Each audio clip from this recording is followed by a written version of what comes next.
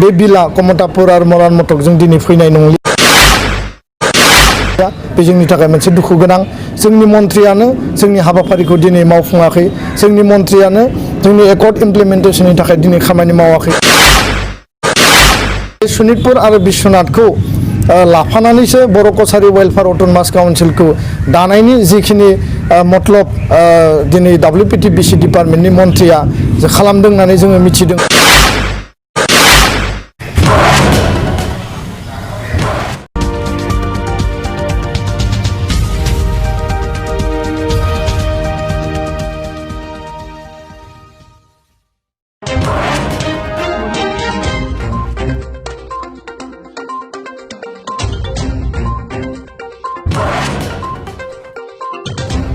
बिटिआरनि बायजोआव थानाय बर'फोरनि थाखाय बर' ओनसोलखौ लानानै बर' रेभिनिउ गामि बा बर' भिलेजफोरखौ लानानै जे सेटेलाइट बर' कछारी वेलफेयार अट'नमास काउन्सिलनि बिल बे बिला फैनो गोनां मोनसे अबस्थायाव जोङो सरकारखौ नारसिनबाय थादोंमोन जे जिकुनु कारनाव बे बिलखौ नैबे कमतापुर अट'नमास काउन्सिल मरान मटक अट'नमास काउन्सिल दिनै नङाबा बे गाबोन बे बिला फैगोन आरो बे मरान मटक आरो कमतापुर अट'नमास काउन्सिलनि गेजेरजोंनो बे बिला जिहेतु फैनांगौ बर' कछारी वेलफेयार अट'नमास काउन्सिला बेखौ जोङो डक्टर हिमन्त बिश्व शर्माखौबो जोङो नारसिनदों आरो चिफ मिनिस्टार सर्बानन्द सन'वालखौबो जों नारसिनदों नाथाय जोङो मैया मिथिबोदों जे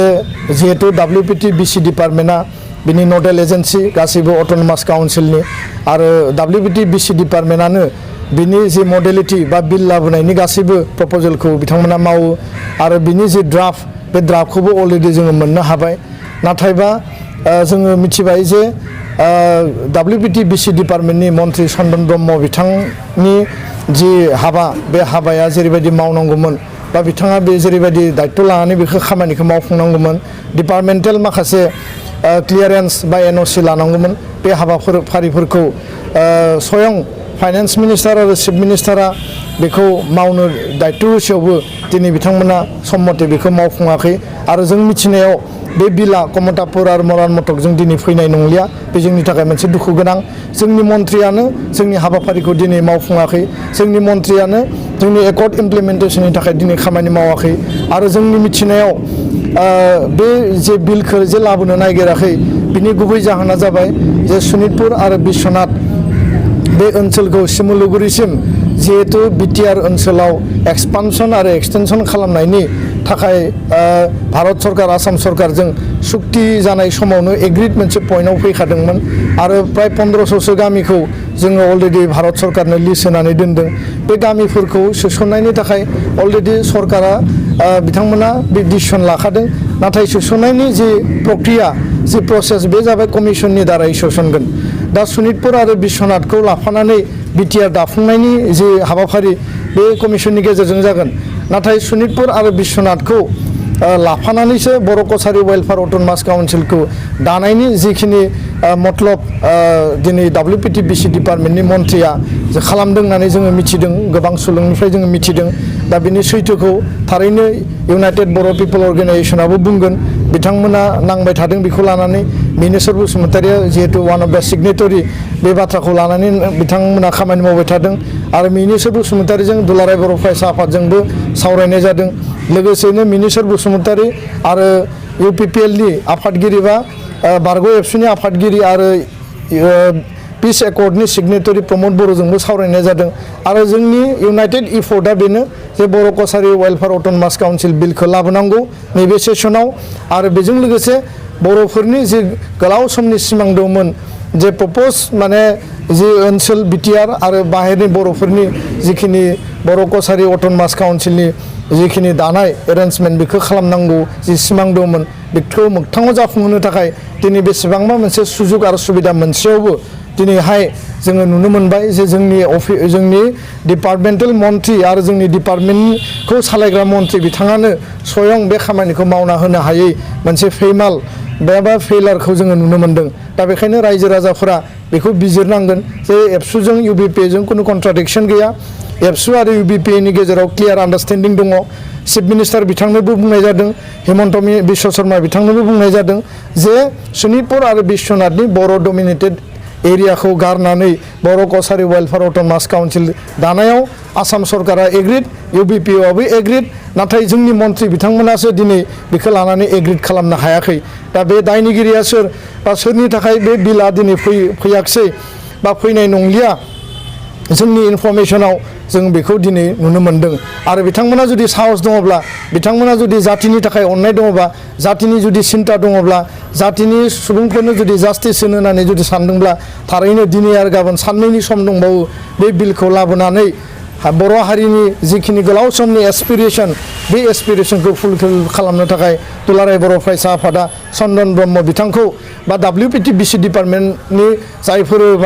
माने अफिसारफोर दङ जों बिथांमोनखौ खावलायो दा BTR एकर्डआव दफा 3.1 नि गेजेरजों कमिसन दानानै एरिया एक्सटेनसननि थाखाय बेयाव स्पेसियेलि मोनसे प्रभिजन दङ आरो बेयाव जेला दिल्लीयाव एबसु NDB UBPO जहै जेला सिगनेचार होदों बे समाव आरो बिनि सिगां समाव बे क्लियारलि जोंहा रायलायखानाय दङ जे शनितपुर आरो बिश्वनाथ जिहेतु शनितपुराव 534 सुबुङा जिउ खहा जादों मार्टियार जादों खास्रि बिस्रि बिसोरो थैनो गोनां जादों अरुणाचलाव प्राय 1.5 लाख मानसिया बै समाव 1989 आव बे राइडनि समाव मासाकारनि समाव खारनानै थाहैनो गोनां जादों दा बे मोनसे जास्टिस होनो गोनां दङ आरो जोङो कन्टिगुवास एरियाखौ लानानै बा बर' डमिनेटेड ट्राइबेल डमिनेटेड इनहेबिटेड पपुलेशन एरियाखौ लानानै जोङो जेसेबांनो हायो जोंनि 6 सिडुल एरियायाव जोङो बेखौ इनक्लुड खालामनानै लानांगौ दा बेखाय बे जिखिनि जोंनि जि दाबि भारत सरकार आसाम सरकारनो शनितपुर आरो बिश्वनाथ जिल्लानि बर' इनहेबिटेड एरिया आरो ट्राइबेल पपुलेशन जि एरिया दङ बेखौ सोसननायनि थाखाय बे गासैबो क्लियार काट मोनसे सावरायलायनाय आरो बयबो गनायलायनाय थासारियाव दंखायो दा बेखायनो शनितपुर आरो बिश्वनाथाव थानाय UBPOनि दैदेनगिरिफोरखौ जोङो स्पष्टयै बुंनाय जादों जायफोर जिल्ला लेभेलाव दङ बा मिरुआवबो थानो हायो जे बेखौ लानानै नोंथांमोना कुनु खर' सानाङा कुनु डिबेट खालामनाङा खारन जोङो साबसिन हामसिन एरेन्जमेन्ट नांगौ दिनै जोङो गलाघाट बा दिनै गवालपारा बा दिनै साउथ कामरुपखौ जोङो बोनानै लाबोनो हायाखै बेयाव माखासे टेकनिकेल उसुबिदा दङ नाथाय जिखिनि कन्टिगुवास आरो ट्राइबेल बड' डमिनेटेड एरिया दङ बेखौ जोङो 6 सिडुलनि अधीनाव बा सिङाव जोङो लाबोनांगोन दा बिथांमोनखौ जोङो सोंलु खालामनो लुबैयो जायफोरा दिनै माने शनितपुर बिश्वनाथनिफ्राय UBPOनि जानानै मिरु आफादा जेबो डिमट गैया मिनेश्वर बसुमतारिया जेबो डिमट गैया गुबुन जिल्लाफ्राबो डिमट गैया नाथाय शनितपुर आरो बिश्वनाथनि सानैसो दैदेनगिरिफ्रा बिथांमोना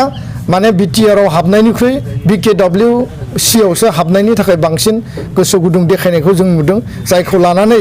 शनितपुर जिल्लायाव माने BKWCआ हाबसिगोन ओरै जासिगोन होननानै बुंनाय बाथ्राफोरखौ जों नुदों दा बेखायनो दुलाराय बर' फरायसा आफादा जों स्पष्टयै क्लियार काट बुंनो नागिरो जे भारत सरकार आरो आसाम सरकारा कुनु कारनाव बिथांमोना माने गोनो गोथो बा मिसआन्डारस्टेन्डिं कुनु जानायनि बाथ्रा गैया दुलाराय बर' फरायसा आफादा जि प्रप'जेलखौ होदों जि एरियाखौ जोङो होदों आरो जे गामिफोरनि लिस्टखौ होदों बिथांमोना बेखौ सोसननो थाखाय एग्रिड आरो बे कमिसननि प्रसेसनि गेजेरजों जागोन जिहेतु बेयाव गोबां हारि हारिसाफोर दङ जाहाथे दाङाबाजि जाया रावजोंबो राव माने दाङाबाजि मोनसे थासारियाव फैया बिनि थाखाय बे एग्रिड मोनसे पइन्टखा दा बेखायनो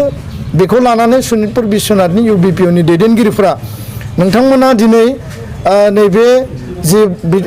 बड'लेण्ड टेरिटरियेल रिजन बे 6 सिडुलनि सिङावनो थानानै बांसिन सुबिदाखौ लानानै दुलाराय बर' फरायसा आफाद शनितपुर बिश्वनाथनि रायजो राजा